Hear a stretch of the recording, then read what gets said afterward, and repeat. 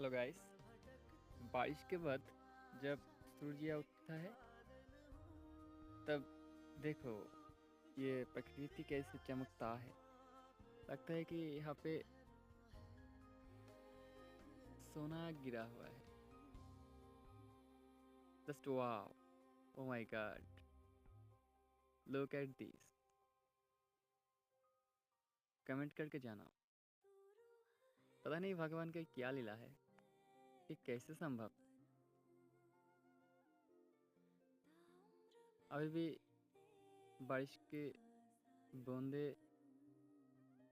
गिर रहा है,